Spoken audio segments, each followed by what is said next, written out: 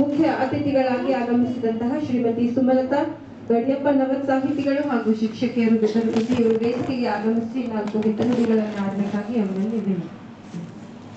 ಹಚ್ಚೇವು ಕನ್ನಡದ ದೀಪ, ಹಚ್ಚೇವು ಕನ್ನಡದ ದೀಪ, ಕರುನಾಡ ದೀಪ, ಸಿರಿನುಡಿಯ ದೀಪ, ಒಲವೆತ್ತಿ ತೋರುವ ದೀಪ. ಹಚ್ಚೇವು ಕನ್ನಡದ ದೀಪ, ಹಚ್ಚೇವು ಕನ್ನಡದ ದೀಪ. ಈ ದೀಪಾವಳಿಯ ಶುಭ ಸಂದರ್ಭದಲ್ಲಿ ದತ್ತಿನಿಧಿ ಕಾರ್ಯಕ್ರಮ ಮತ್ತು ಕಾವ್ಯ ಗಾಯನದ ಮುಖಾಂತರ ಕನ್ನಡ ದೀಪವನ್ನು ಹಚ್ಚಲು ನೆರೆದಂತಹ ಎಲ್ಲ ಕವಿ ಮನಸ್ಸುಗಳಿಗೆ ಅನಂತ ಅನಂತ ಕೋಟಿ ನಮಸ್ಕಾರಗಳು. ಇಂದು ನಮ್ಮ ಜಿಲ್ಲಾ ಸಾಹಿತ್ಯ ಪರಿಷತ್ತಿನಲ್ಲಿ ದತ್ತಿನಿಧಿ ಕಾರ್ಯಕ್ರಮ ಮತ್ತು ದೀಪಾವಳಿಯ ಕುರಿತು ಕವಿಗೋಷ್ಠಿ ಕಾರ್ಯಕ್ರಮವನ್ನು ಹಮ್ಮಿಕೊಂಡಿದ್ದು ತುಂಬ ಸಂತಸದ ವಿಷಯವಾಗಿದೆ. ಈ ದೀಪಾವಳಿಯ ನಾನು ಪ್ರತಿ ಸಲನೂ ಕವಿಗೋಷ್ಠಿಗೆ ಕವನ ವಾಚನಕ್ಕಾಗಿ ಬರ್ತಾ ಇದ್ದೆ. ಆದರೆ ವಿಶೇಷವಾಗಿ ನಾನು ಈಗ ಕೆಲವು ಕಾರ್ಯಕ್ರಮಗಳಲ್ಲಿ ಅತಿಥಿಯಾಗಿ ಬರ್ತಾ ಇದ್ದೇನೆ. ನಾನು ಒಬ್ಬ ಕವಿಯಿತ್ರಿಯಾಗಿ ಬರ್ತಾ ಇದ್ದಕ್ಕೂ ಹಾಗೂ ಒಬ್ಬ ಅತಿಥಿಯಾಗಿ ನಾನು ಬರೋದಕ್ಕೆ ಶುರು ಮಾಡಿದ ಮೇಲೂ ತುಂಬ ವ್ಯತ್ಯಾಸ ಇದೆ. ಒಬ್ಬ ಅತಿಥಿಯಾಗಿ ಬಂದಾಗ ನಾನು ಎಲ್ಲ ಕವಿಗಳ ಕವನವನ್ನು ನೋಡುತ್ತಾ ನನಗೆ ಮತ್ತೆ ಕಲಿಯಲು ಮತ್ತೆ ನನ್ನ ಕಾವ್ಯದಲ್ಲಿ ಹೊಸತನವನ್ನು ರೂಪಿಸಿಕೊಳ್ಳಲು ನನಗೆ ಬಹಳ ತುಂಬ ಸಹಾಯಕವಾಗ್ತು ಅಂತ ಹೇಳೋಕ್ಕೆ ನನಗೆ ತುಂಬ ಹೆಮ್ಮೆ ಅನಿಸುತ್ತೆ. ಒಂದು ಕಡೆ ಹೇಳ್ತಾರೆ, ಹಣತೆ ಹಚ್ಚುತ್ತೇನೆ ನಾನು, ಹಣತೆ ಹಚ್ಚುತ್ತೇನೆ ನಾನು, ಕತ್ತಲನ್ನು ದಾಟುತ್ತೇನೆ ಎಂಬ ಭ್ರಮೆಯಿಂದಲ್ಲ, ಕತ್ತಲನ್ನು ದಾಟುತ್ತೇನೆ ಎಂಬ ಭ್ರಮೆಯಿಂದಲ್ಲ, ಇರುವಷ್ಟು ಹೊತ್ತು ನಿನ್ನ ಮುಖ ನಾನು, ನನ್ನ ಮುಖ ನಾನು ನೋಡುತ್ತೇನೆಂಬ ಆಸೆಯಿಂದ, ಇರುವಷ್ಟು ಹೊತ್ತು ನಿನ್ನ ಮುಖ ನಾನು, ನನ್ನ ಮುಖ ನೀನು ನೋಡುತ್ತೇನೆಂಬ ಆಸೆಯಿಂದ ಅಂತೇಳಿ ಕವಿಗಳಾದಂತಹ GS ಶಿವರುದ್ರಪ್ಪನವರು ಒಂದು ಕಡೆ ಹೇಳ್ತಾರೆ. ಈ ಕವಿಗೋಷ್ಠಿಯಲ್ಲೂ ಸಹಿತ ಇಲ್ಲಿ ನಾವು ದತ್ತಿನಿಧಿ ಕಾರ್ಯಕ್ರಮದಲ್ಲಿ ಅನೇಕ ವಿಷಯಗಳನ್ನು ಕುರಿತು, ಶಂಶುದ್ದೀನ್ ಪಟೇಲ್ ಅವರ ಕುರಿತು, ಅವರ ಮಹಾನ್ ಘನ ವ್ಯಕ್ತಿತ್ವದ ಕುರಿತು ನಾವು ತಿಳ್ಕೊಂಡ್ವಿ. ಆಮೇಲೆ ಕವಿಗೋಷ್ಠಿಯಲ್ಲಿ ಸುಮಾರು 18 ಕವಿಗಳ ಮುಖಾಂತರ ನಮಗೆ ಹೊಸ ಹೊಸ ಕಲಿಕೆಗೆ, ಹೊಸ ಹೊಸ ದೀಪಾವಳಿಯ ಕುರಿತು ಇರತಕ್ಕಂತಹ ತಮ್ಮ ಕಾವ್ಯ ಗಾನದ ಮುಖಾಂತರ ಕವಿತೆಗಳ ದೀಪ ಹಚ್ಚಿದಂತಹ ಕವಿಗಳ ಮುಖಾಂತರ ನಮಗೆ ಮತ್ತೊಂದು ಹೊಸ ಕಲಿಕೆ ಆಯಿತು. ಆದ್ದರಿಂದ ಈ ದೀಪಾವಳಿ ಕವಿಗೋಷ್ಠಿಯಲ್ಲಿ ಭಾಗವಹಿಸಿದಂತಹ ಎಲ್ಲ ಕವಿ ಮನಸ್ಸುಗಳಿಗೆ ನಾನು ಶುಭಾಶಯಗಳನ್ನು ಮತ್ತು ಧನ್ಯವಾದಗಳನ್ನು ಹೇಳೋಕ್ಕೆ ಇಷ್ಟಪಡ್ತೀನಿ. ಮಹನೀಯರೇ, ಈಗಿನ ಕಾಲದಲ್ಲಿ ಕವಿಗೋಷ್ಠಿ ಹಾಗೆ ಸಾಹಿತ್ಯಿಕ ಕಾರ್ಯಕ್ರಮಗಳು ಬಹಳ ವಿರಳ. ಆದರೆ ನಮ್ಮ ಜಿಲ್ಲಾ ಸಾಹಿತ್ಯ ಪರಿಷತ್ತಿನಲ್ಲಿ ಪ್ರತಿ ವಾರ ದೇವರ ಮೇಲಿನ ಹೂ ತಪ್ಪಬಹುದು, ಆದರೆ ಪ್ರತಿ ರವಿವಾರ ನಮ್ಮ ಸಾಹಿತ್ಯ ಪರಿಷತ್ನಲ್ಲಿ ನಡೆತಕ್ಕಂತಹ ಕಾರ್ಯಕ್ರಮಗಳು ತಪ್ಪೋದಿಲ್ಲ ಅಂಥೇಳಿ ನಾನು ಬಹಳ ಹೆಮ್ಮೆಯಿಂದ ಹೇಳೋಕ್ಕೆ ಇಷ್ಟಪಡ್ತೀನಿ. ನಮ್ಮ ಜಿಲ್ಲಾಧ್ಯಕ್ಷರಾದಂಥ ಹಾಸಿಂಪೀರ್ ವಾಲಿಕಾಸ್ ಸರ್ ಅವರು ಕೇವಲ ಜಿಲ್ಲಾ ಸಾಹಿತ್ಯ ಪರಿಷತ್ತಿನಲ್ಲಿ ಬರೀ ಕಾರ್ಯಕ್ರಮಗಳ ಆಯೋಜನೆಗೆ ಮಾತ್ರ ಅವರು ಗಮನವನ್ನು ಕೊಟ್ಟಿಲ್ಲ. ಅವರು ಜಿಲ್ಲೆಯಲ್ಲಿರ್ತಕ್ಕಂತಹ ಪ್ರತಿಯೊಂದು ತಾಲೂಕುಗಳನ್ನು, ಪ್ರತಿ ತಾಲೂಕಿನಲ್ಲಿ ಪ್ರತಿ ಹಳ್ಳಿಗಳಲ್ಲಿರ್ತಕ್ಕಂತಹ ಕವಿಗಳನ್ನು, ಸಾಹಿತಿಗಳನ್ನು ಗುರುತಿಸೋಕೆ ಬಹಳ 3 ವರ್ಷಗಳಿಂದ ನಿರಂತರವಾಗಿ ಅವರು ಶ್ರಮವನ್ನು ಪಡ್ತಾ ಇದ್ದಾರೆ. ಅವರು ಈ ರೀತಿ ಇಡೀ ಜಿಲ್ಲೆಯ ಒಂದು ಮೂಲೆಯಲ್ಲಿರ್ತಕ್ಕಂಥ ಕವಿಗಳನ್ನು, ಸಾಹಿತಿಗಳನ್ನು ಹುಡುಕಿದರ ಫಲವಾಗಿ ಇಂದು 106 ಕವಿಗಳು, ಸಾಹಿತಿಗಳು ನಮ್ಮ ಜಿಲ್ಲೆಯಲ್ಲಿ ಇದ್ದಾರೆ ಅಂತ ಹೇಳೋಕ್ಕೆ ನಾನು ಇಷ್ಟಪಡ್ತೀನಿ. ನಾವು ಬಹಳಷ್ಟು ಕವಿಗಳು ನನ್ನನ್ನು ಸೇರಿಸಿ ನಾವು ಕವಿತೆಗಳನ್ನು ಬರಿತಾ ಇದ್ವಿ. ಆದರೆ ಅವುಗಳನ್ನು ಪ್ರಚುರಪಡಿಸೋಕ್ಕೆ, ಅವುಗಳನ್ನು ಬೆಳಕಿಗೆ ತರೋಕ್ಕೆ ನಮಗೆ ಸರಿಯಾದ ವೇದಿಕೆಗಳು ಇರಲಿಲ್ಲ. ಅಂತಹ ಸಂದರ್ಭದಲ್ಲಿ ಹಾಸಿಂಪೀರ್ ವಾಲಿಕಾಸ್ ಅವರು ನಮ್ಮನ್ನು ಗುರುತಿಸಿ, ಪ್ರೋತ್ಸಾಹಿಸಿ ನಮಗೆ ಒಂದು ವೇದಿಕೆಯನ್ನು ಕೊಟ್ಟರು. ಆ ಮುಖಾಂತರ ನಮಗೆ ಹೊಸ ಹೊಸ ಕಲಿಕೆಗೆ ಅವಕಾಶಗಳನ್ನು ನೀಡಿದರು. ಅದರ ಫಲವಾಗಿಯೇ ಇಂದು ನಂದು 2 ಕಾವ್ಯ ಕೃತಿಗಳು ಲೋಕಾರ್ಪಣೆಗೊಂಡು 3ನೇ ಕಾವ್ಯ ಕೃತಿ ಲೋಕಾರ್ಪಣೆಗೊಳ್ಳಲು ಅಣಿಯಾಗಿ ನಿಂತಿದೆ ಅಂತ ಹೇಳೋಕ್ಕೆ ನಾನು ಹೆಮ್ಮೆ ಪಡ್ತೀನಿ. ಇಲ್ಲಿ ಜ್ಯೋತಿಗಿಲ್ಲ ಯಾವ ಜಾತಿ, ಎಲ್ಲರೊಡನೆ ಮಧುರ ಪ್ರೀತಿ, ಒಂದಕ್ಕೊಂದು ಮುತ್ತ ನಿಕ್ಕಿ ಹೊತ್ತಿಸು ಕುಕ್ಕಿ ಕುಕ್ಕಿ ಅಂಥೇಳಿ ಕವಿಗಳಾದಂಥ ಪಗು ಸಿದ್ದಾಪುರ ಅವರು ಒಂದು ಕಡೆ ಬರೀತಾರೆ. ಇಲ್ಲಿ ಹಾಸಿಂಪೀರ್ ವಾಲಿಕಾಸ್ ಅವರು ಜಾತಿ ಎಲ್ಲೆಗಳನ್ನು ಮೀರಿ ಎಲ್ಲ ನೆಲೆಗಳ ಎಲ್ಲೆಗಳನ್ನು ಮೀರಿ ಜಿಲ್ಲೆಯಲ್ಲಿರ್ತಕ್ಕಂಥ ಪ್ರತಿಯೊಬ್ಬರನ್ನು ಗುರುತಿಸಿದ್ದಾರೆ. ಅದಕ್ಕೆ ಉದಾಹರಣೆ ಅಂತಂದರೆ ನಾನು 2023ರಲ್ಲಿ ಮೈಸೂರು ದಸರಾ ಕವಿಗೋಷ್ಠಿಗೆ ಹೋಗಿ ಬಂದೆ. ಅವಾಗ ಸರ್ ಹೇಳಿದರು, ಅಮ್ಮ ನೀವು ನಮ್ಮ ಜಿಲ್ಲೆಯ ಖ್ಯಾತಿಯನ್ನು ಮೈಸೂರು ಮಟ್ಟದಲ್ಲಿ, ರಾಜ್ಯ ಮಟ್ಟದಲ್ಲಿ, ಆಮೇಲೆ ವಿಶ್ವ ಮಟ್ಟದಲ್ಲಿ ನೀವು ಎತ್ತರಿಸಿದ್ದೀರಿ, ನಿಮಗೆ ನಾವು ಧನ್ಯವಾದಗಳನ್ನು ಹೇಳೋಕ್ಕೆ ನಿಮ್ಮ ಶಾಲೆಗೆ ಬರ್ತೀವಿ ಅಂತ ಹೇಳಿದರು. ನಾನೊಬ್ಬ ಪ್ರಾಥಮಿಕ ಶಾಲಾ ಶಿಕ್ಷಕಿಯಾಗಿ ಸೇವೆಯನ್ನು ಸಲ್ಲಿಸ್ತಾ ಇದ್ದೀನಿ. ನಮ್ಮದು ಮುದ್ದೇಬಿಹಾಳ ತಾಲೂಕಿನ ತಾರ್ನಾಳ್ ಸರ್, ಅದು ಒಂದು ಸಣ್ಣ ಗ್ರಾಮ. ಅದು ಸರು ತಮ್ಮ ಪದಾಧಿಕಾರಿಗಳ ಜೊತೆ ನಮ್ಮ ತಾರ್ನಾಳ್ ಸರ್ಕಾರ ಹಿರಿಯ ಪ್ರಾಥಮಿಕ ಶಾಲೆಗೆ ಬಂದು ನಮ್ಮ ಶಾಲೆಯಲ್ಲಿ ನನಗೆ ಗೌರವದ ಪರಿಷತ್ತಿನ ಪರವಾಗಿ ಗೌರವದ ಸನ್ಮಾನವನ್ನು ಮಾಡೋದು ಅಷ್ಟೇ ಅಲ್ಲದೆ ನಮ್ಮ ಶಾಲೆಗೆ 100 ಪುಸ್ತಕಗಳ ದೇಣಿಗೆಯನ್ನು ಕೊಟ್ಟಿದ್ದಾರೆ ಸರ್. ಬರೀ ನಮ್ಮ ಶಾಲೆಗೆ ಅಷ್ಟೇ ಅಲ್ಲ, ನಮ್ಮದು ಮಡಿಕೇಶ್ವರ ಕ್ಲಸ್ಟರ್, ನಮ್ಮ ಮಡಿಕೇಶ್ವರ ಶಾಲೆಗೂ ಸಹಿತ ಅವರು 100 ಪುಸ್ತಕಗಳನ್ನು ದೇಣಿಗೆಯಾಗಿ ಕೊಟ್ಟಿದ್ದಾರೆ ಸರ್.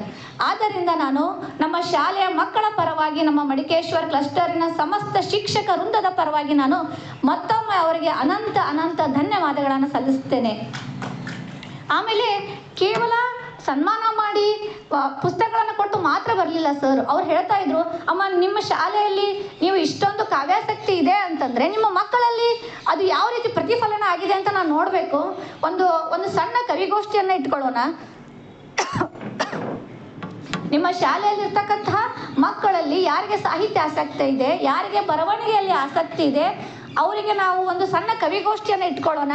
ನಿಮ್ಮ ಶಾಲೆಗೆ ಬಂದಾಗ ಅದಕ್ಕೆ ದಯವಿಟ್ಟು ನೀವು ಅವಕಾಶ ಮಾಡಿಕೊಡ್ರಿ ಅಂತ ಹೇಳಿದರು. ನಮ್ಮ ಮುಖ್ಯ ಗುರುಗಳು ಸಹಿತ ಬಹಳ ಸಂತಸದಿಂದ ನಮ್ಮ ಮುಖ್ಯ ಗುರುಗಳು ಹೇಳಿದರು ಅವತ್ತು, ನಾವು ಜಿಲ್ಲಾ ಸಾಹಿತ್ಯ ಪರಿಷತ್ತನ್ನು ನೋಡಬೇಕು, ಅಧ್ಯಕ್ಷರನ್ನ ನೋಡಬೇಕು ಅಂತ ನಾವು ಕಾಯ್ತಾ ಇರ್ತೀವಿ. ಎಷ್ಟೋ ಜನ, ಚಿಕ್ಕಂದಿನಿಂದ ನಾನು ಕಾಯ್ತಾ ಇದ್ದೆ.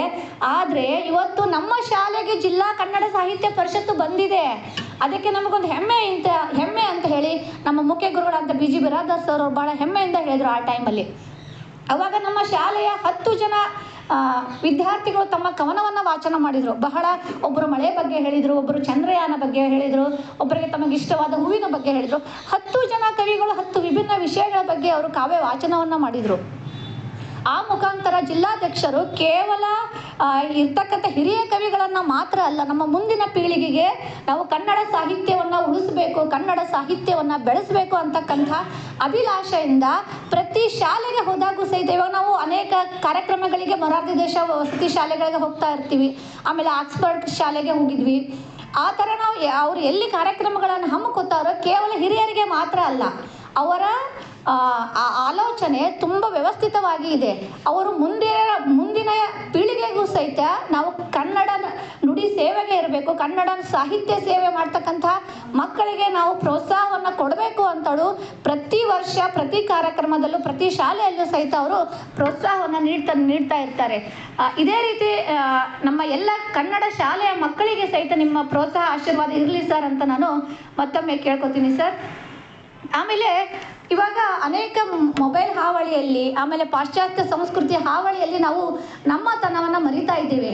ಇವಾಗ ಅದು ಹೋಗಿ ನಾವು ಕನ್ನಡಿಗರು ಅಂತಕ್ಕಂಥ ಕನ್ನಡಾಭಿಮಾನ ಇಲ್ಲಿ ಇರಬೇಕು ಅಂತ ನಾನು ಹೇಳ್ತಾ, ಪ್ರತಿಯೊಬ್ಬರು ಕೇವಲ ಶಿಕ್ಷಕರು ಮಾತ್ರ ಅಲ್ಲ, ಕೇವಲ ಪೋಷಕರು ಮಾತ್ರ ಅಲ್ಲ, ನಾವು ಎಲ್ಲ ಸಮುದಾಯ ಕೂಡಿಕೊಂಡು ನಾವು ನಮ್ಮ ಕನ್ನಡವನ್ನು ಉಳಿಸೋಕೆ, ನಮ್ಮ ಕನ್ನಡವನ್ನು ಬೆಳೆಸೋಕೆ ನಾವೆಲ್ಲರೂ ಅವಿರತ ಶ್ರಮಿಸಬೇಕು. ಇವಾಗ ನಾವು 70ನೇ ಕನ್ನಡ ರಾಜ್ಯೋತ್ಸವದ ಹೊಸ್ತಿಲಲ್ಲಿದ್ದೀವಿ. ಆ ರಾಜ್ಯೋತ್ಸವವನ್ನು ಕೇವಲ ಒಂದು ದಿನಕ್ಕೆ ಮಾತ್ರ ಆಚರಿಸದೆ ನಾವು ಜೀವನ ಪೂರ್ತಿ ನಾವು ಕನ್ನಡಿಗರ, ನಾವು ಎಲ್ಲೇ ಇರಲಿ ಹೇಗೆ ಇರಲಿ ನಾವು ಕನ್ನಡಿಗರಂತ ಹೆಮ್ಮೆಯಿಂದ ನಾವು ಬಾಳೋಣ. ನಾವಷ್ಟೇ ಅಲ್ಲ, ನಮ್ಮ ಮುಂದಿನ ಪೀಳಿಗೆಗೆ, ಚಿಕ್ಕ ಮಕ್ಕಳಿಗೂ ಸಹಿತ ಅವರು ಯಾವುದೇ ಮಾಧ್ಯಮದಲ್ಲಿ ಕಲೀಲಿ ಅವ್ರ ಜೀವನಕ್ಕಾಗಿ, ಆದರೆ ಅವರಿಗೆ ಕನ್ನಡದ ಮೇಲೆ ಅಭಿಮಾನ ಇರಲಿ, ಕನ್ನಡದ ಮೇಲೆ ಪ್ರೀತಿ ಇರಲಿ, ಅವರಿಗೆ ಆ ರೀತಿಯಾದಂತಹ ನಾವು ಶಿಕ್ಷಣವನ್ನು ಕೊಡೋಣ ಅಂತ ಹೇಳ್ತಾ, ನಾನು ಇವತ್ತು ದೀಪಾವಳಿಯ ಕವಿಗೋಷ್ಠಿಯಲ್ಲಿ ನಾನು ಸಹಿತ ಬೆಳಗುತ್ತಿದೆ ಜ್ಯೋತಿ ಅಂತಕ್ಕಂಥ ಒಂದು ಕವನವನ್ನು ನಿಮ್ಮ ಮುಂದೆ ಪ್ರಸ್ತುತಪಡಿಸೋಕ್ಕೆ ಇಷ್ಟಪಡ್ತೀನಿ. ಈ ದೀಪಾವಳಿಯ ಶುಭ ಸಂದರ್ಭದಲ್ಲಿ ನನ್ನ ಪ್ರಥಮ ಕವನ ಸಂಕಲನ ನಾನಾಗಲಾರೆ ಬುದ್ಧ ಅಂತ, ಆ ನಾನಾಗಲಾರೆ ಬುದ್ಧ ಕವನ ಸಂಕಲನಕ್ಕೆ ಶ್ರೀ ಪಂಡಿತ್ ಪುಟ್ಟರಾಜ ಗವಾಯಿಗಳ ಸೇವಾ ಸಮಿತಿ ಗದಗ್, ವೀರೇಶ್ವರ ಪುಣ್ಯಾಶ್ರಮ ಗದಗ್ ವತಿಯಿಂದ ತೀರ್ಪುಗಾರರ ಮೆಚ್ಚಿನ ಅಭಿನಂದನಾ ಕೃತಿ ಅಂತಕ್ಕಂಥ ಪ್ರಶಸ್ತಿಗೂ ಸಹಿತ ಅದು ಆಯ್ಕೆ ಆಗೈತೆ ಅಂತಕ್ಕಂಥ ವಿಷಯವನ್ನು ನಿಮ್ಮ ಮುಂದೆ ಹಂಚಿಕೊಳ್ಳೋಕ್ಕೆ ಇಷ್ಟಪಡ್ತೀನಿ.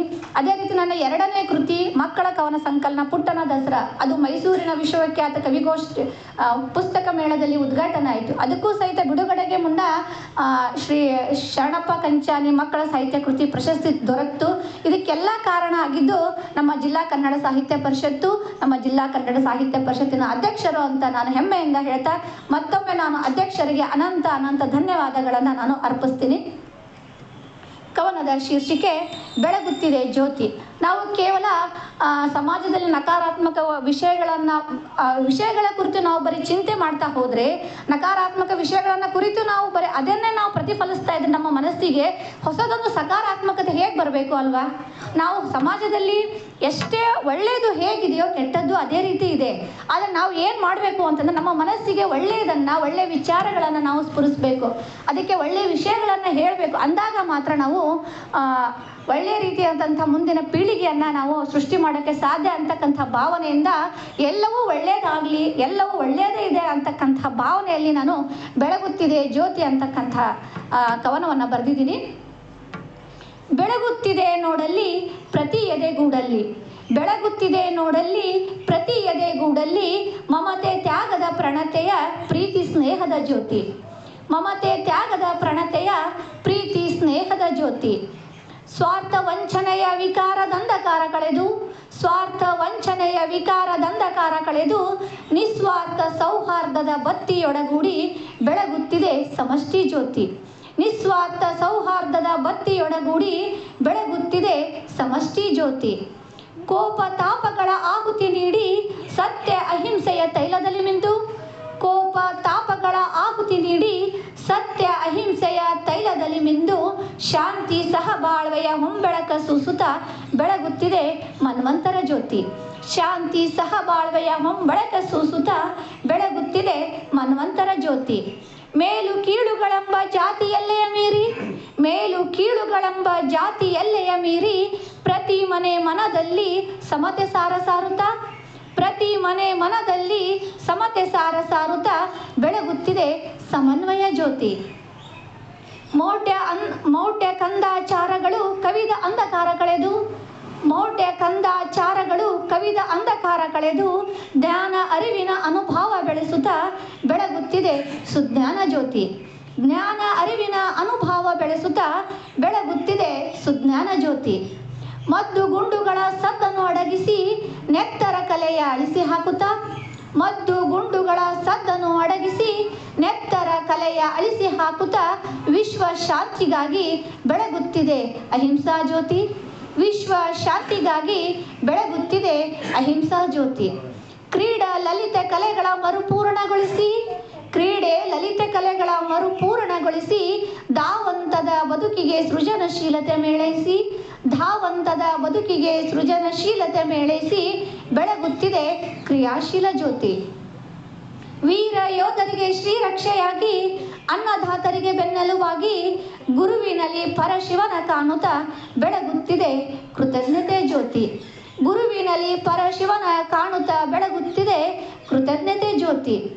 ಇಳೆಗೆ ಮಳೆಯ ಸಿಂಚನ ನೀಡಿ ಗಿಡ ಮರಗಳಿಗೆ ಹಸಿರು ಹೊದಿಸಿ, ಇಳೆಗೆ ಮಳೆಯ ಸಿಂಚನ ನೀಡಿ ಗಿಡ ಮರಗಳಿಗೆ ಹಸಿರು ಹೊದಿಸಿ, ಭೂತಾಯಿಗೆ ಬೆಳಕಿನ ಬಾಗಿನ ನೀಡಲು ಬೆಳಗುತ್ತಿದೆ ಭಾಗ್ಯದ ಜ್ಯೋತಿ, ಭೂತಾಯಿಗೆ ಬೆಳಕಿನ ಬಾಗಿನ ನೀಡಲು ಬೆಳಗುತ್ತಿದೆ ಭಾಗ್ಯದ ಜ್ಯೋತಿ. ವರ್ತಮಾನಕ್ಕೆ ಭರವಸೆ ತುಂಬುತ್ತಾ ಗತಿಸಿದ ದಿನಗಳ ಕಹಿಯ ಮರೆಸಿ, ವರ್ತಮಾನಕ್ಕೆ ಭರವಸೆ ತುಂಬುತ್ತಾ ಗತಿಸಿದ ದಿನಗಳ ಕಹಿಯ ಮರೆಸಿ, ಮುಂಬರುವ ನಾಳೆಗಳ ಉಜ್ವಲಗೊಳಿಸಲು, ಮುಂಬರುವ ನಾಳೆಗಳ ಉಜ್ವಲಗೊಳಿಸಲು ಬೆಳಗುತ್ತಿದೆ ಚೈತನ್ಯ ಜ್ಯೋತಿ, ಬೆಳಗುತ್ತಿದೆ ಚೈತನ್ಯ ಜ್ಯೋತಿ. ಎಲ್ಲರ ಮನೆಗಳಲ್ಲೂ ಚೈತನ್ಯ ಜ್ಯೋತಿ ಸದಾ ಬೆಳಗಲಿ, ನಮ್ಮ ಎಲ್ಲರಿಗೂ ಸುಖ ಶಾಂತಿ ಸಿರಿ ಸಂಪತ್ತುಗಳನ್ನು ಕೊಟ್ಟು ಆ ತಾಯಿ ಕಾಪಾಡಲಿ ಅಂತ ಕೇಳ್ತಾ, ಮತ್ತೊಮ್ಮೆ ಇಲ್ಲಿ ಅತಿಥಿಯಾಗಿ ಆಹ್ವಾನಿಸಿ ನನಗೆ ಮಾತನಾಡಲು ಹಾಗೂ ಕವನ ವಾಚನ ಮಾಡಲು ಅವಕಾಶ ನೀಡಿದಂತಹ ಜಿಲ್ಲಾ ಸಾಹಿತ್ಯ ಪರಿಷತ್ತಿಗೂ ಹಾಗೂ ವೇದಿಕೆಯ ಮೇಲೆ ಉಪಸ್ಥಿತರಿರತಕ್ಕಂಥ ಸರ್ವರಿಗೂ ಹಾಗೂ ಸಾಹಿತ್ಯ ಅಭಿಮಾನಿಗಳಿಗೂ ನಾನು ನಮನಗಳನ್ನು ಸಲ್ಲಿಸುತ್ತಾ ನನ್ನ ಮಾತುಗಳನ್ನು ಮುಗಿಸುತ್ತೇನೆ. ಜೈ ಹಿಂದ್.